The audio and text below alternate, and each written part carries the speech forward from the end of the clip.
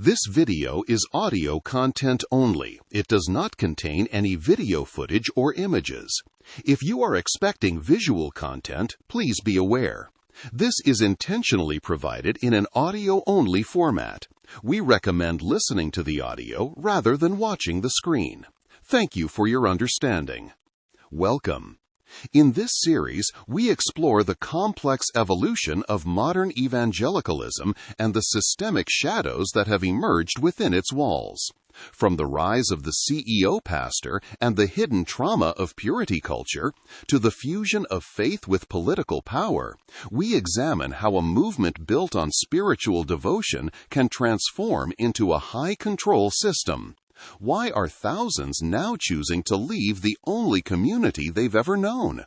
Join us as we investigate the forces reshaping faith and society in the 21st century. Chapter 1. The Scandal of the Evangelical Mind. The air inside the sanctuary is thick with a specific kind of electricity. It is not just the hum of the high-end sound system or the glow of the oversized LED screens. It is the feeling of absolute, unshakable certainty. If you have ever sat in one of these padded pews, you know the sensation.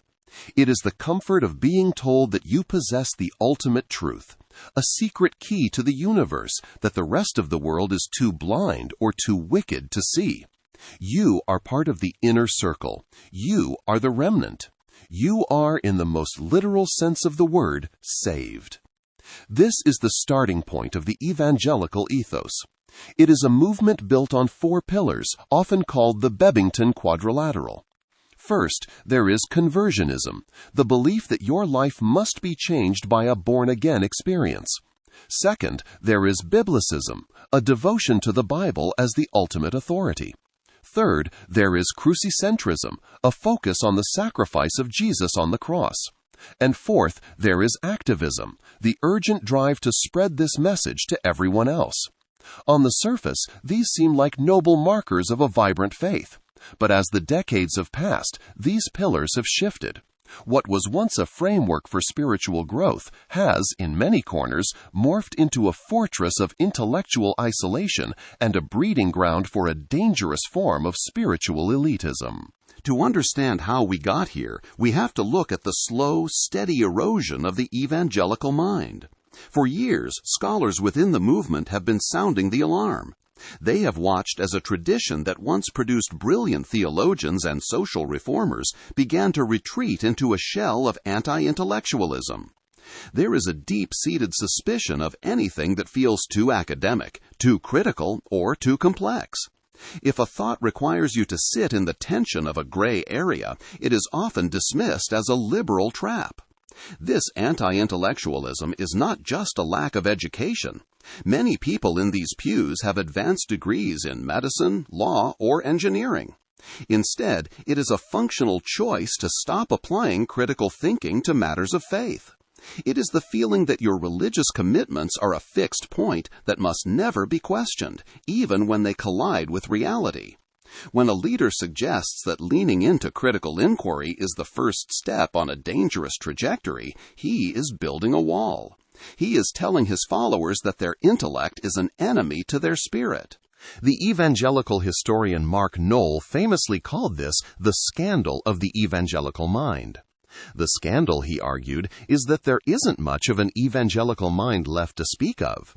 In its place, we find a community that is often on the defensive, viewing the arts, science, and higher education not as fields to be explored, but as battlegrounds to be survived. This retreat has led to a profound privatization of religion. Theology has become something that is privately engaging, but publicly irrelevant. It is a sacred versus secular divide, where faith is kept in a small emotional box, while the complexities of the modern world, economics, sociology, and the hard sciences, are ignored or treated with hostility. This intellectual retreat is perhaps most visible in the movement's relationship with the arts. There is a pervasive Christ against culture mentality that views the creative world with deep suspicion. While evangelicals are prolific consumers of media, they have largely abandoned the pursuit of high-level artistic contribution. There is a noted aversion to writing literary fiction or engaging in the fine arts at a level that demands nuance and ambiguity. Instead, the movement often settles for safe art, creative works that serve as mere vehicles for a pre-packaged message. When the goal of art is reduced to propaganda, the imagination weathers. The result is a hollowed-out cultural life where the beauty and complexity of the human experience are sacrificed for the sake of a tidy moral lesson. This same intellectual erosion manifests in a specific dismissal of the physical world, often rooted in a narrow apocalypticism. There is a pervasive, it's all gonna burn mentality that serves as an intellectual shortcut. If the world is ending soon, why bother with the rigors of environmental science or the long-term complexities of global stewardship? This apocalyptic stance allows for a total dismissal of scientific inquiry when it conflicts with a specific theological timeline. It turns the physical world into a disposable stage rather than a creation to be understood and cared for. By reducing the scope of faith to the escape of the soul, the movement has effectively abdicated its responsibility to engage with the intellectual challenges of the physical realm. This posture did not emerge in a vacuum. Modern evangelicalism took shape as a protest movement. It was a reaction against the perceived liberalization and cosmopolitanism of mainline Protestant denominations. Historians note that this rivalry created a we versus they mentality from the very beginning. To be evangelical was to be not like those ecumenical elites. This historical baggage has fueled a persistent spiritual elitism, a belief that evangelicals are the only ones who truly take the Bible seriously. This elitism often manifests as a belief that non-evangelical Christians are not actually Christian at all. Catholics, Eastern Orthodox believers, and even mainline Protestants are frequently dismissed as false Christians who are not truly saved. The language used in these circles is telling. It is always we and they. We are the ones who follow the Bible. They are the ones who have compromised. We are the ones who are born again. They are the ones who are merely religious. This creates a sense of spiritual superiority that makes ecumenical understanding almost impossible. It turns the gospel from a message of universal hope into a badge of exclusive membership. This elitism is protected by a group of self-appointed gatekeepers. These are the leaders and influencers who take it upon themselves to decide who is in and who is out of Orthodox Christianity. They use the term evangelical as a weapon, narrowing its definition until only those who check every theological and political box are allowed to keep the label. The irony is that these gatekeepers often target the very people the movement once claimed as heroes. Consider C.S. Lewis, perhaps the most beloved Christian writer of the last century. By the standards of modern evangelical gatekeepers, Lewis would be a heretic. He did not believe in the literal inerrancy of every verse in the Bible. He held a view of the atonement that many modern evangelicals would find suspicious. He even believed that people of other faiths might find their way to God through the light they were given. And yet his books sit on the shelves of almost every evangelical home, his actual beliefs ignored so that he can be kept as a mascot. The same is true for Martin Luther, the father of the Reformation. Luther openly questioned the accuracy of certain historical numbers in the Old Testament. He did not view the Bible as a perfect scientific textbook. If Luther were to apply for a teaching position at a modern evangelical seminary, he would likely be rejected for his liberal views on Scripture. But in the world of spiritual elitism, the goal is not consistency. The goal is the preservation of power and the maintenance of a clear boundary between the righteous and the unrighteous. When a community loses its ability to think critically and its heart becomes hardened by elitism, it begins to look for a different kind of savior. It stops looking for a shepherd and starts looking for a strong man. It stops asking what is true and starts asking who can win. This brings us to a pivotal question. What happens when a movement that claims to follow a humble carpenter from Nazareth decides that its survival depends on the adoption of the very power structures he came to subvert? Chapter 2. The CEO in the Pulpit. If you were to walk into a modern evangelical megachurch today, you might find it difficult to distinguish the atmosphere from a high-stakes corporate product launch. The lighting is professionally designed, the stage is vast and sleek, and the man at the center is often less of a shepherd and more of a brand. He doesn't wear traditional robes or even a suit. He wears a designer t-shirt and meticulously distressed jeans. He is relatable, he is funny, and above all, he is incredibly persuasive. This is the era of the Instagram pastor, a figure who has become the sun around which thousands of lives revolve.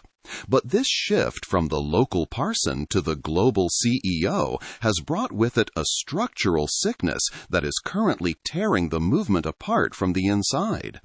At the heart of this transformation is a specific theological weakness that has plagued evangelicalism for decades: the tendency toward hero worship.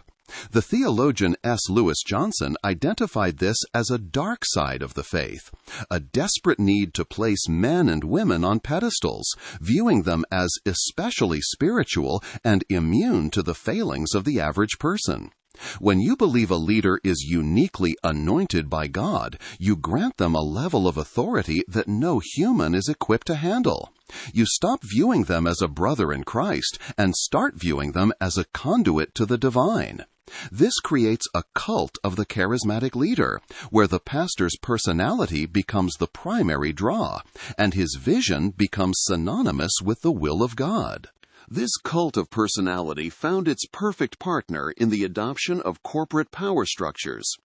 Over the last 30 years, the evangelical church has undergone a massive, largely unexamined shift in how it operates.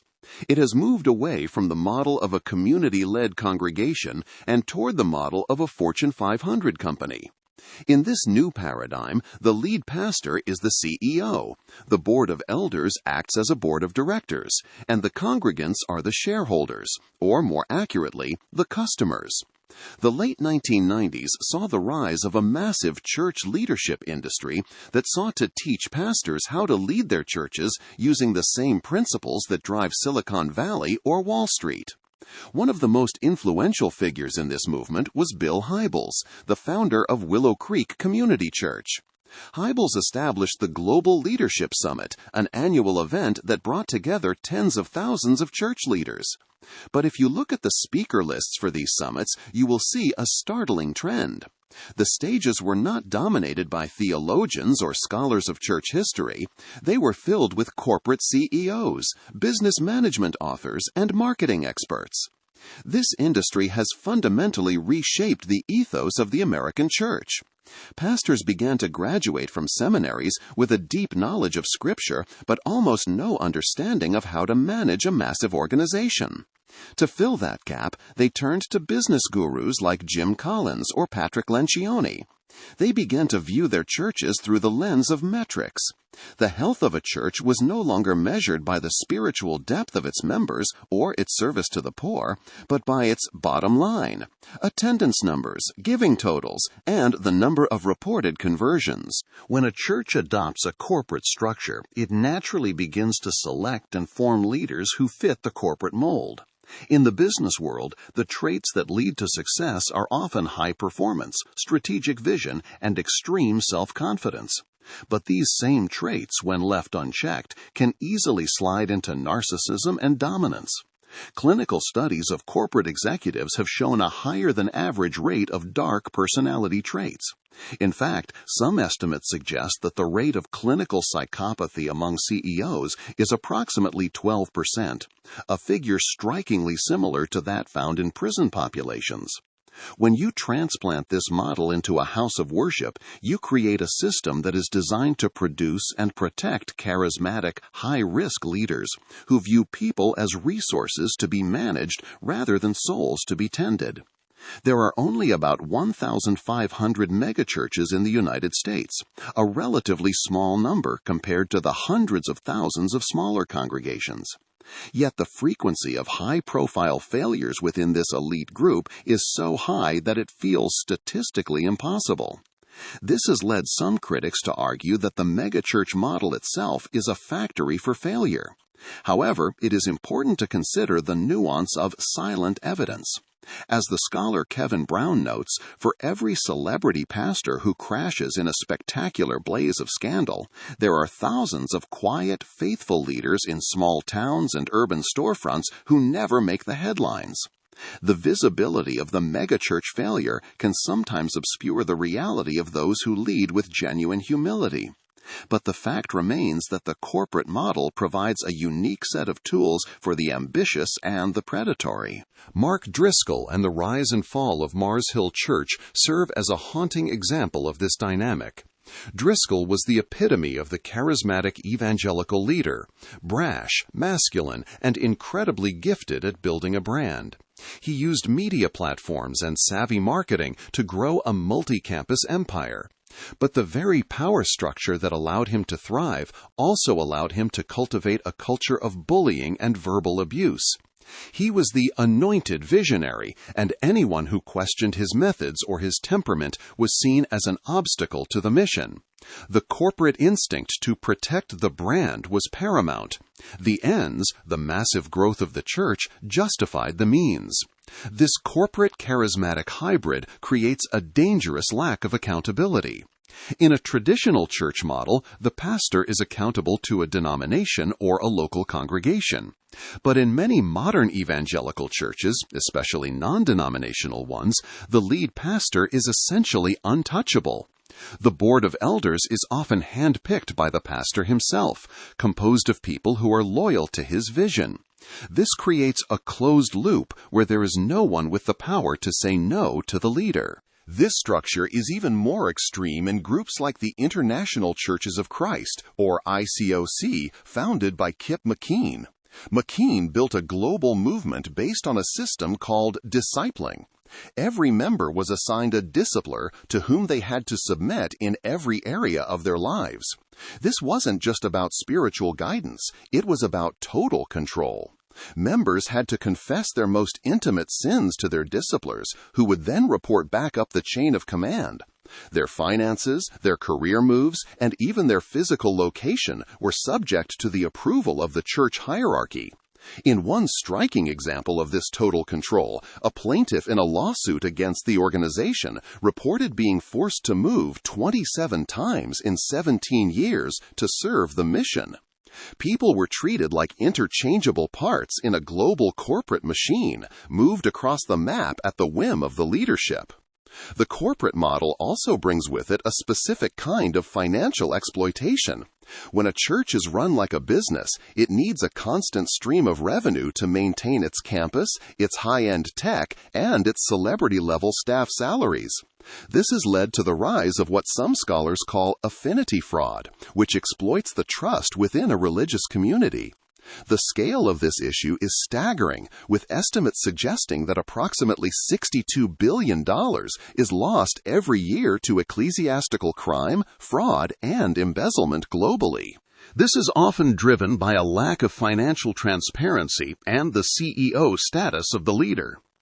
David Youngi Cho, the founder of the Yoido Full Gospel Church in South Korea, provides a clear example of this corporate-style malfeasance. Cho was eventually convicted of embezzling millions of dollars from the church. In one specific instance of corporate corruption, he used church funds to purchase stocks from his son at 3 to 4 times their actual market value. Because these churches often enjoy tax-exempt status and minimal oversight, they become magnets for those who would use the gospel as a tool for personal wealth and family enrichment. But the most devastating consequence of the charismatic leader model is the way it is used to shield the powerful from any form of criticism. There is a phrase often heard in these circles, taken from the book of Psalms, "Touch not the Lord's anointed." While this verse was originally about physical harm to kings, in the evangelical subculture, it has been twisted into a command to never question or criticize a spiritual leader. This anointed status creates a shield of impunity. When a leader is accused of misconduct, the immediate instinct of the corporate-style board is to protect the brand. The corporate logic is clear. The brand is the mission, and the brand is the man. This culture has also led to the rise of the Instagram pastor. Younger leaders often feel the pressure to build a massive social media following, viewing their platform as a sign of God's favor. They go on book tours, host popular podcasts, and cultivate a public persona that is carefully curated to look authentic. But this focus on the public image often comes at the expense of private character. When your worth is tied to your likes and your reach, the temptation to take shortcuts or hide your flaws becomes overwhelming. The ministry becomes a performance, and the congregation becomes an audience. The corporate church model also relies heavily on a practice known as love bombing to recruit and retain members. When a newcomer walks into a megachurch, they are often overwhelmed by the friendliness and the sense of belonging. They are told they have a special purpose and that they are part of something world-changing. This emotional high is a powerful recruitment tool, but it is often a trap. It is a way to pull people into a high-control system where their autonomy is slowly eroded. Once inside, the charismatic leader's vision becomes the only lens through which the member is allowed to see the world. The financial pressure in these systems is equally intense. Members are often required to give at least 10% of their gross income, with additional special contributions that can be 40 times their usual tithe. In some cases, leaders have demanded to see members' pay stubs to ensure they are giving enough. This is the pyramid scheme aspect of the corporate church, where the wealth flows upward to support the lifestyle and the brand of the leader at the top. The result of all of this is a movement that is increasingly fragile. When you build a church on the charisma of a single man and the efficiency of a corporate structure, you are building on sand. If the leader falls, the whole house often comes crashing down. But even more damaging is the way this model has corrupted the very idea of what it means to be a Christian leader. The shepherd has been replaced by the CEO, and the servant has been replaced by the celebrity. This transformation has left a trail of spiritual trauma in its wake. People who gave their lives, their money, and their loyalty to these charismatic leaders find themselves shipwrecked when the truth comes out. They realize that the anointed one was just a man, and the divine vision was just a business plan. They are left wondering how they could have been so blind, and if the God they were taught to follow was ever really there at all. This crisis of leadership is not just about a few bad apples. It is about a system that is fundamentally at odds with the life and teachings of the one it claims to follow. Jesus of Nazareth did not build a brand. He did not seek a platform, and he did not use corporate metrics to measure his success. As more and more of these charismatic empires begin to crumble under the weight of their own scandals and their own greed, the evangelical movement is being forced to confront a painful reality. It has traded the slow, difficult work of communal discipleship for the quick fix of corporate growth. But as the celebrity pastors fall and the megachurch empires shake, a different kind of trauma is coming to the surface, one that isn't about money or power, but about the very bodies and souls of the people in the pews. For decades, while the leaders were building their brands, they were also enforcing a rigid, repressive code of conduct that governed the most intimate parts of their followers' lives. What happens when the corporate need to protect the brand meets a theology that demands absolute sexual silence? Chapter 3. The Sanctuary of Silence. The silver band sits on the ring finger, a constant cool weight against the skin. For a generation of evangelical youth, this was the purity ring. a physical symbol of a promise made in front of a congregation, often before the wearer even understood the nature of the desire they were vowing to suppress. It was the centerpiece of a movement known as purity culture, a world of true love waits rallies, father-daughter purity balls, and a theology that turned the human body into a minefield of potential shame. The public face of this movement was Joshua Harris, whose 1997 bestseller I Kissed Dating Goodbye became the definitive manual for a generation. Harris's eventual renunciation of his views and his departure from the faith decades later serves as a powerful bookend to the movement, a signal that the rigid structure he helped build was fundamentally unsustainable. But beneath the white dresses and the solemn pledges, a much darker structure was being built. By turning sexual purity into the ultimate measure of spiritual worth, Evangelicalism created a culture where silence was survival, and where that very silence became a sanctuary for predators. To understand the systemic trauma of this era, you have to visualize the environment of a typical youth group in the late 1990s or early 2000s. The air was filled with a desperate, frantic kind of holiness. You might remember the object lessons used by youth pastors to illustrate the stakes of sexual sin. Perhaps it was the torn rose, its petals scattered on the floor, or the glass of water with a single drop of poison. But the most infamous was the piece of chewed gum. A leader would take a fresh piece of gum, chew it in front of the teenagers, and then pass the sticky gray mass around the room. The message was explicit. If you have sex before marriage, you are like this gum. You are used up. You are dirty. You are something no one else will ever want. This specific metaphor, more than perhaps any other, became a primary catalyst for the Evangelical movement. Years later, adults would realize they were not discarded trash, and the realization that their spiritual leaders had lied to them about their inherent worth became the first crack in their faith. This wasn't just a suggestion for a healthy life. It was what scholars call extreme abstinence. It was a worldview that taught young women they were responsible for the lustful thoughts of every man around them. Purity was framed as a fragile, finite resource that once lost could never be recovered. This emphasis on purity was inextricably linked to the theology of male headship and complementarianism. In this framework, men are the divinely ordained authorities, and women are called to graciously submit. This hierarchy meant that a woman's primary value was her purity, which she held in trust for her father until she could trade it for the authority of a husband. When you create a culture where male authority is absolute and sexual topics are shrouded in shame, you create the perfect conditions for abuse to flourish.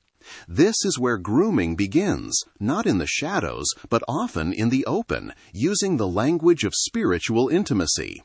Leaders like Asun Quintana have been known to use specific, chilling phrases to cross boundaries, telling young women things like, "I'd love to see you in your pajamas," or complaining that, "My wife isn't as passionate as you." These are not just lapses in judgment, they are calculated moves to isolate a victim by making them feel special or chosen by an authority figure. Consider the story of Laura, a talented worship singer who found herself targeted by a prominent leader through social media. What began as mentorship and spiritual encouragement slowly morphed into a nightmare of sexual coercion. Because the leader was seen as a pillar of the community, Laura felt she had no one to turn to. She was conditioned to believe that his anointing made his actions beyond reproach. This is the reality of grooming in the evangelical context. It uses the victim's own desire for God as a hook. The trauma of this teaching did not end at the wedding altar. Thousands of women have since come forward to describe how the shame of purity culture followed them into marriage, making intimacy feel like a violation. This has led to the identification of religious trauma syndrome, a condition where the psychological damage from high-control religious environments manifests as chronic anxiety, depression, and a shattered sense of self. Victims are often left with a legacy of guilt that takes years of therapy to unpack, as they struggle to reconcile their natural human desires with the chewed gum narrative of their youth. This systemic trauma is reinforced by structural mechanisms designed to ensure that the truth never reaches the light of day. Many churches now utilize written membership agreements, legalistic contracts that members must sign to join the congregation. These agreements often include clauses that prohibit members from taking legal action against the church or its leaders, instead forcing them into biblical arbitration controlled by the institution itself. These are legal gag mechanisms designed to enforce silence and prohibit public investigations. They add a structural layer to the trauma, ensuring that even if a victim finds the courage to speak, the system is rigged to protect the institution. The case of Robert Morris, the founder of the massive Gateway Church in Texas, is a chilling illustration of how this system protects the powerful. Morris was a titan of the movement, a spiritual advisor to the highest levels of government. But for decades, a secret was buried beneath his success. Cindy Clemishire was just 12 years old when Morris, then a 21-year-old youth leader, began to sexually molest her. The abuse continued for nearly 5 years. When Clemishire's family initially tried to raise the issue, the response was a masterclass in evangelical damage control. Morris eventually stepped down from his role at a different church, but he was never held legally accountable. Instead, the narrative was shifted to one of moral failure and restoration.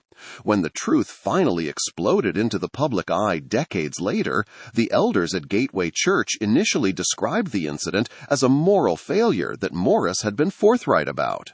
They used the language of the gospel, grace and forgiveness, to minimize a crime against a child, using the anointed shield described previously to silence victims and critics alike. This is the epidemic of the cover-up. In the corporate-style megachurch, the lead pastor is the brand, and the brand must be protected at all costs. To admit that the anointed leader is a predator is to admit that the entire spiritual foundation of the church is compromised. This pattern of protection is repeated across the evangelical landscape. In the Assemblies of God, an investigation found that for half a century, the denomination has repeatedly reinstated ministers accused of sexual misconduct. They were moved from one youth group to another, from one pulpit to another, under a patchwork system that prioritized the redemption of the leader over the safety of the children. This environment becomes a demented playground for predators, where the children's ministry is treated as a hunting ground. In one horrific instance, a victim reported being raped with a statue of Jesus plucked from a mantle, a visceral detail that underscores how the symbols of the faith are weaponized to facilitate and sanctify abuse. Victims are often pressured to forgive their abusers, sometimes even being told that their lack of forgiveness is a greater sin than the abuse itself. This leads to what can be described as born-again brainwashing. This is a psychological process where victims are conditioned to distrust their own instincts, their own pain, and their own moral compass.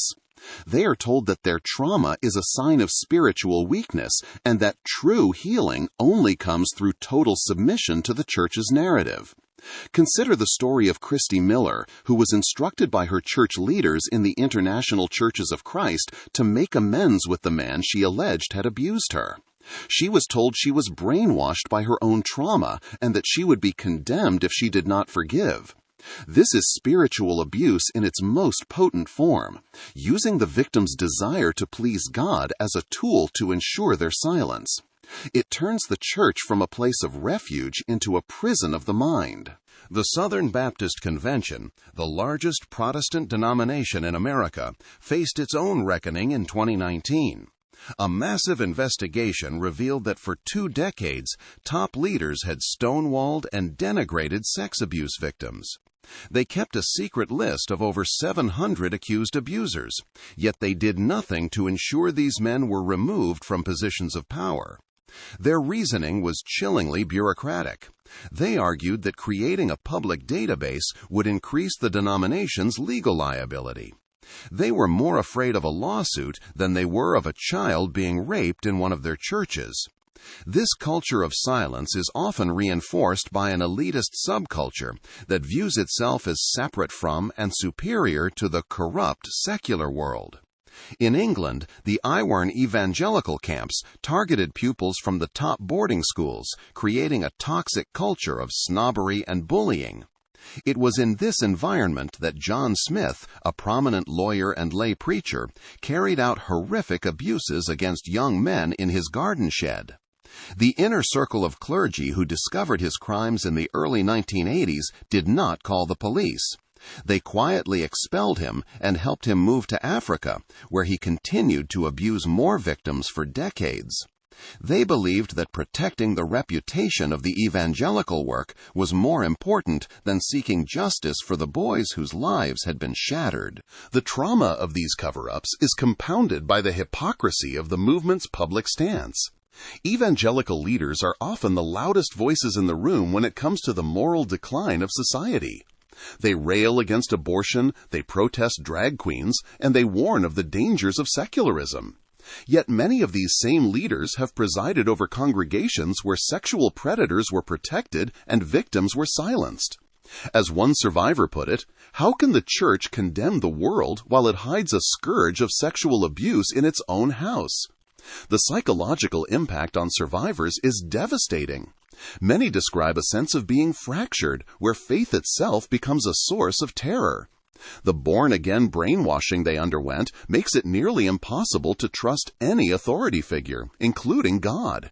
If the pastor said it was okay, or if the Bible was quoted to justify the discipline, the victim felt they had no right to object. This leads to a deep-seated fracture in the soul. Some survivors have struggled with addiction, anxiety, and suicidal ideation, their sense of safety destroyed by the very people who were supposed to be their shepherds. The dark side of this leadership is not just a few bad actors, it is a structural reality. When you have a cult of the charismatic leader, the leader's reputation becomes the church's most valuable asset. The board of elders, often hand-picked by the pastor, functions more like a defense team than a spiritual council. They are trained to see any accusation against the leader as a satanic attack on the ministry. This effectively isolates the leader from any real accountability and leaves the victims with nowhere to turn. For many years, the evangelical church pointed to the scandals in the Catholic Church as evidence of the failures of a liturgical system. But the recent wave of exposures has proven that the evangelical system is just as vulnerable, if not more so, because of its lack of centralized oversight. A non-denominational megachurch is an island unto itself, answerable to no one. If the lead pastor decides to cover up an abuse claim, there is no bishop or council to overrule him. The legacy of purity culture and the epidemic of abuse have left a deep scar on the evangelical movement. It is a trauma that is both personal and systemic. It is the story of the 12-year-old girl told to forgive her rapist, the youth pastor relocated to a new town with a clean slate, and the secret list buried in a filing cabinet to avoid a lawsuit. It is a world where the white dress of the purity ball often hides a body that has been used and a spirit that has been broken. The obsession with internal purity and the protection of the anointed has left the movement vulnerable to a different kind of radicalization. When a community feels besieged by its own scandals and a changing culture, it often looks for a way to reclaim its power through the only arena that seems to offer a path back to dominance. If the church cannot control its own house, perhaps it can control the nation. This raises a new and even more dangerous question. What happens when a movement defined by systemic trauma and a lust for authority decides that its final hope lies not in the gospel, but in the total control of the political state? Chapter 4. The Altar of the State. The morning sun of January 6, 2021, rose over a scene that would have been unrecognizable to the evangelical leaders of a century ago. If you were standing on the National Mall that day, the air felt thick with a different kind of fervor than the revivals of old. Interspersed among the crowd were banners that read "Jesus Saves" and "Jesus 2020," fluttering alongside Confederate flags and Gadsden banners. On the floor of the United States Senate, men who had just breached the doors of the Capitol stood in a circle to offer a prayer, invoking the name of Christ to bless their actions. This was not merely a political protest. It was the violent manifestation of a movement that had spent decades fusing its faith with a history of militant masculinity. For those watching from the outside, the question was immediate and jarring. How did a movement centered on the message of a humble carpenter from Nazareth become the primary engine for an insurrection? This historical impulse lay dormant for a time following a moment of profound humiliation. In 1925, the Scopes monkey trial turned the evangelical movement into a national laughingstock. William Jennings Bryan, the populist champion of the faith, won the legal case against the teaching of evolution, but lost the cultural war. The movement retreated from the public square, nursing its wounds and focusing on personal piety. For decades, the consensus was that the world was irredeemably corrupt, and that the duty of a Christian was to save souls, not to remake the world. Even as late as 1965, a young Baptist pastor named Jerry Falwell argued that the church should have few ties to this earth, claiming it was impossible to stop preaching the pure gospel to participate in civil rights reforms or political battles. But the cultural upheavals of the 1960s and 70s shattered that isolation. The legalization of abortion, the rise of the feminist movement, and the threat to the tax-exempt status of segregated Christian schools created a sense of existential dread. The narrative shifted from quietism to cultural resistance.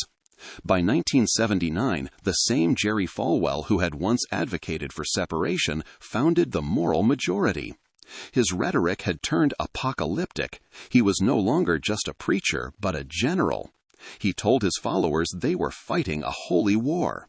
This was the moment the evangelical movement was transformed into a political instrument, and the theological pillars established in Chapter 1 began to be repurposed for partisan warfare. This shift brought with it a new kind of political idolatry, one that prioritized power over integrity. As the movement became a reliable voting bloc for the Republican Party, the boundaries between the sanctuary and the campaign office began to blur. Institutions like Liberty University morphed from educational centers into campaign platforms for candidates who promised to protect the movement's interests. The gospel was increasingly used as a tool to save America from God's judgment rather than as a message of personal transformation. This created a vacuum where a specific kind of hero worship could flourish. If the nation was on the brink of death, the movement didn't need a saint. It needed a bodyguard. This explains the otherwise baffling embrace of Donald Trump. To the secular world, the alliance between white evangelicals and a thrice-married casino mogul seemed like the height of hypocrisy. But within the logic of the radicalized movement, it made perfect sense. Leaders began to describe him as a God-ordained leader in the style of the biblical King Cyrus, a pagan king used by God to protect his people. They celebrated his violent clearing of the streets for a photo op with a Bible, assuring their parishioners that they were shielding him with their prayers. The president's description of the Eucharist as cracker and juice was ignored in favor of the raw power he offered. He became a secular messiah who would pack the courts and reverse the cultural tide. This political idolatry has fundamentally changed the atmosphere inside the local church. At Floodgate Church in Michigan, Pastor Bill Bolin has largely replaced the traditional sermon with what he calls the diatribe, or headline news. From the pulpit, Bolin spends significant time spouting misinformation about vaccines and stolen elections, telling his congregation that the political left has engaged in a power grab to systematically dismantle religion and banish God. For Bolin and his followers, the pulpit is a battle station. They are looking for a leader who will validate their fears and name their enemies, viewing any attempt at moderation as a liberal betrayal. This radicalization is driven by a deep-seated persecution complex that has turned thousands of churches into unwitting cells in an existentially urgent movement. In these spaces, paranoia and falsehoods flourish. Discernment, the basic biblical discipline of separating truth from untruth, has been abandoned in favor of tribal loyalty. The spiritual elitism discussed in Chapter 1, which once made evangelicals feel like a holy remnant, has evolved into a full-blown nationalist identity. It is a worldview where the neighbor is no longer someone to be loved, but an enemy to be defeated. This radicalization is driven by a deep-seated persecution complex that has turned thousands of churches into unwitting cells in an existentially urgent movement. In these spaces, paranoia and falsehoods flourish. Discernment, the basic biblical discipline of separating truth from untruth, has been abandoned in favor of tribal loyalty. The spiritual elitism discussed in Chapter 1, which once made evangelicals feel like a holy remnant, has evolved into a full-blown nationalist identity. It is a worldview where the neighbor is no longer someone to be loved, but an enemy to be defeated. The data regarding this radicalization is stark. Recent statistics show that 3 in 5 evangelicals believe the 2020 election was stolen, and 67% deny the existence of structural racism in American society. This is the diseased social imagination in action, a refusal to engage with objective reality if it conflicts with the tribal narrative. This radicalization has now culminated in Project 2025, a contemporary and concrete manifestation of these aspirations. Described by critics as a theocratic and authoritarian vision, it represents the movement's ultimate goal, the total control of the state to enforce a specific religious and social order. When a movement is more enamored with political summits than with the actual teachings of Christ, it loses its ability to offer anything unique to the world. It becomes just another voice in the shouting match of effective polarization, where hatred of the other side is the primary motivator. Half of all Protestant pastors now report that they regularly hear conspiracy theories being promoted within their own congregations. The winsome approach of the past has been replaced by an aggressive turn away from the truth, leaving the movement in a state of crisis that many leaders are still trying to ignore. The January 6th insurrection was not an isolated event. It was the culmination of decades of being told that the nation was a battleground and that the faith was a weapon. It was the result of a movement that stopped looking to the cross and started looking to the Capitol. As the dust settled over Washington that day, the image of the cross being used as a prop for a political crusade remained etched in the national consciousness. It served as a stark reminder that when a religion becomes an ideology, it stops being a source of life and starts being a source of destruction.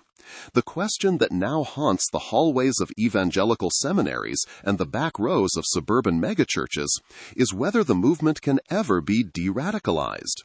Can a community that has been conditioned to see the world through the lens of holy war ever return to the path of the peacemaker?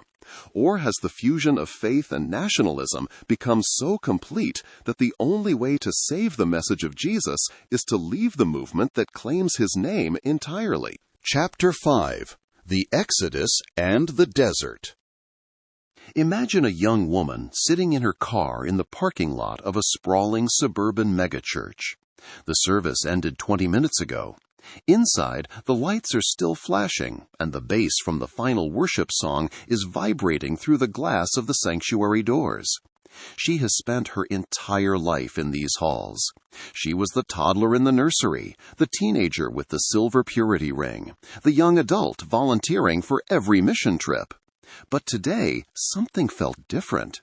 As she watched her pastor spend 15 minutes of his sermon mocking a scientific consensus, and another 10 minutes subtly hinting at which political candidate carried the mandate of God, she realized the air had become too thin to breathe. She isn't angry, not exactly. She is just tired. She starts the engine and drives away, joining a silent, massive procession that is currently reshaping the American religious landscape. This is the evangelical exodus, and it is the final, inevitable result of a movement that traded its moral authority for a seat at the table of power. For decades, the white evangelical movement was seen as an unstoppable force, a demographic juggernaut that could swing elections and define the moral boundaries of the nation. But the numbers tell a different story now. A precipitous decline has set in, one that is moving with a velocity that has left church leaders reeling. In 2006, nearly a quarter of the American population identified as white evangelical. By 2020, that number had plummeted to just over 14%.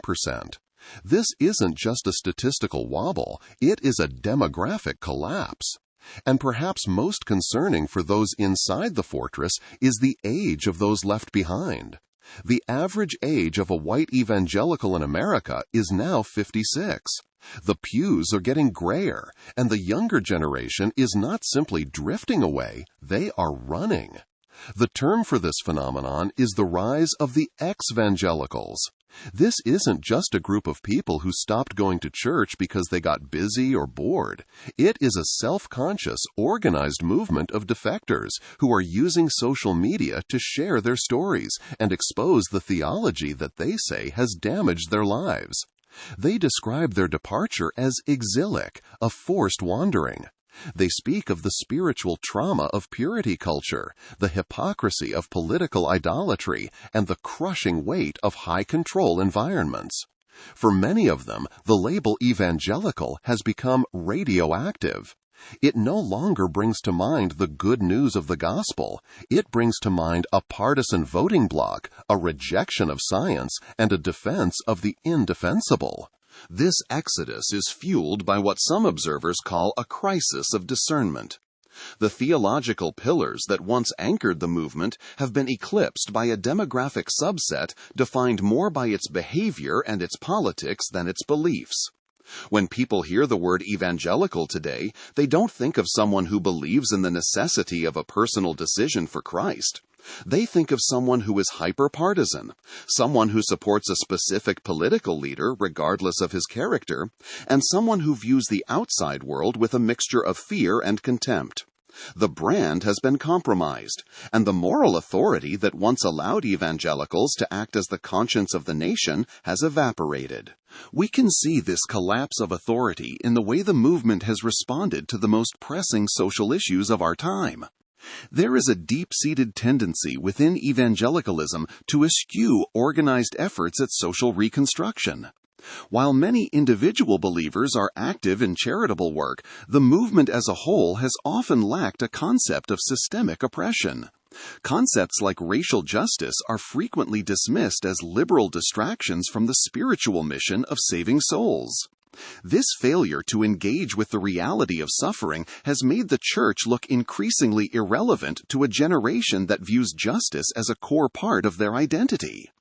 Younger evangelicals find themselves caught in a painful paradox. They are told to love their neighbors, but they watch as their churches fight against gun safety, oppose universal health care, and demonize immigrants. They are told to be salt and light, but they see their leaders siding with the powerful against the vulnerable. This dissonance is creating a sense of religious homelessness. They feel as though they have to choose between their faith and their conscience, and more of them are choosing their conscience. This highlights the chasm between the church's teaching and the lived experience of a justice-oriented generation. But the Exodus isn't just about politics or social justice. It is also about a massive generational loosening of the social norms that once held the evangelical subculture together. For decades, being an evangelical meant adhering to a set of unwritten rules. You didn't drink alcohol, you didn't get tattoos, you didn't watch certain movies, and you certainly didn't question the authority of your pastor. These taboos were incredibly powerful because they were supported by the ambient culture. But as the laws and norms of the wider society have changed, these boundaries have begun to dissolve. Today, the taboo on alcohol has all but disappeared in many evangelical circles. Professors at Christian universities who were once fired for having a glass of wine are now allowed to drink in public. Tattoos have moved from the realm of rebellion to the realm of fashion. Even the policing of entertainment has become a losing battle. Evangelicals who once boycotted Disney are now binging the same HBO shows as their secular neighbors, sometimes even framing it as missional cultural engagement. This loosening is happening organically, and it is a sign that the institutional church has lost its ability to convince its members to reject the norms of the wider culture. When Scripture is silent or ambiguous on a matter, the onus falls to the pastor to persuade the congregation. But in an era of declining pastoral authority and a crisis of confidence in institutions, that persuasion is no longer working. This loss of control has led to a strange and contradictory reaction within the church building. On one hand, there is a movement toward retrieving Catholic-coded practices like Lent, creeds, and formal liturgy. Some see this as a turn to catechesis, a desperate attempt to build a bulwark against theological drift. But on the other hand, there is the rise of the toxic evangelical variant, a version of the faith that breeds perpetual anger and violates the call to love, kindness, and mercy in favor of a hyper-partisan crusade. The impact of this toxicity is a reputation that is in tatters. A recent report found that evangelicals now have the highest unfavorable rating among all religious groups in America. Most evangelical leaders admit that this negative perception is a major barrier to the gospel. They recognize that when what they say and what they do are so vastly different, the message of the cross is drowned out by the noise of the culture war. They are finding that a market-driven religion eventually leads to a market-driven approach to truth, leaving the movement in the possession of hucksters and hypocrites. This hypocrisy is perhaps the most painful part of the Exodus for those who were leaving. They remember being taught that character matters, that truth is absolute, and that the fruit of the Spirit is love and peace.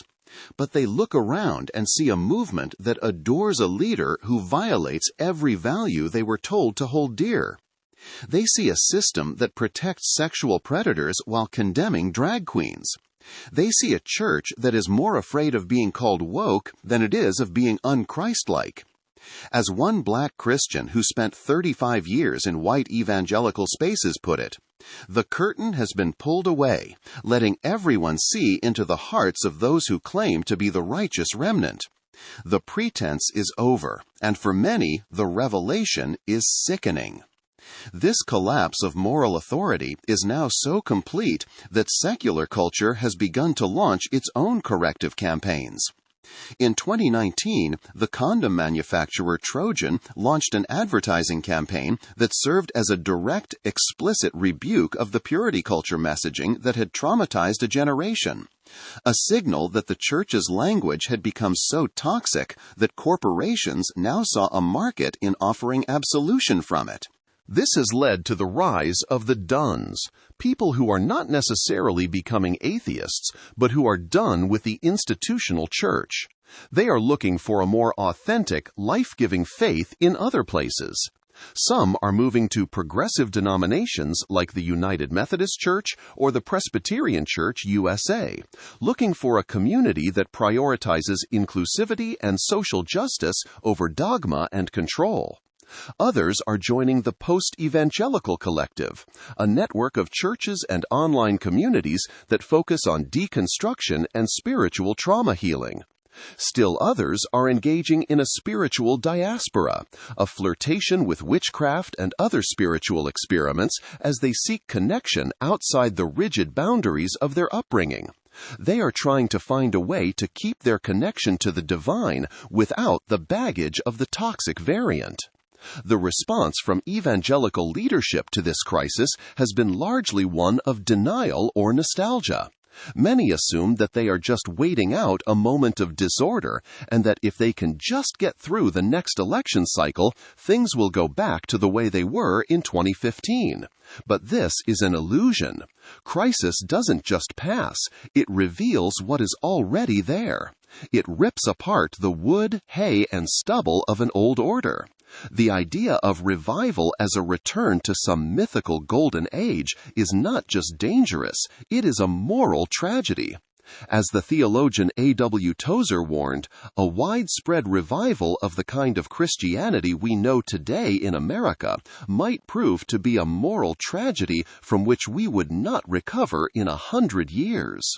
The true path forward for those who wish to hold on to their faith requires something much more difficult than nostalgia. It requires a recognition that God might be doing something new in the fragmentation. The old alliances and coalitions are shaking apart for a reason. The disorientation and religious homelessness that many feel is not a problem to be overcome. It is a key part of the process. It is a call to leave the Tower of Babel behind and, like Abram of Ur, to trek out into the desert, not knowing where the journey will end. This trek requires a total refocusing on the person of Jesus rather than on a political platform. It means reading the Bible not to mine it for passages to win arguments, but to be reawakened to the awe of the God it proclaims. It means rejecting the white evangelical quest for political dominance and embracing a prophetic witness from the margins. It means recognizing that the church is not a gated community built on fear and punishment, but a world house of shared dignity. But for now, the exodus continues. Every day, more people are making the quiet, courageous decision to walk away from a system that has stopped reflecting the character of Christ. They are leaving behind the charismatic leaders who became brands, the purity codes that became trauma, and the political idolatry that became a holy war. They are looking for a faith that is not built on sand, one that doesn't require them to leave their intellect or their empathy at the door. As the pews empty and the influence of the movement wanes, the evangelical church is being forced to confront a question it has avoided for decades. In the face of a culture that no longer respects its authority and a generation that no longer trusts its heart, can a movement that was born in revival find a way to be born again? Or has the dark side of evangelicalism become so complete that the only way to save the gospel is to let the movement die? The answer is being written in the feet of the thousands who are walking away, and in the silence of the cars starting up in the parking lots of churches across the country. The pews are waiting, but the world is watching to see if anyone will finally choose grace over power. Our journey has traced evangelicalism's path from a faith of personal conviction to a structure of power, one marked by intellectual isolation, corporate leadership, systemic abuse, and political idolatry. These elements combined have fueled a profound exodus and a crisis of moral authority. This story serves as a cautionary tale about what happens when spiritual fervor is corrupted by the pursuit of cultural dominance, revealing how institutions can protect themselves at the expense of their own people. The broader impact is a society grappling with the aftermath of a movement that promised certainty but delivered trauma. It leaves us with a pressing question. Can any belief system withstand the corrosive effects of unchecked power? Or does the quest for control ultimately consume the very soul it claims to save? Thank you for listening.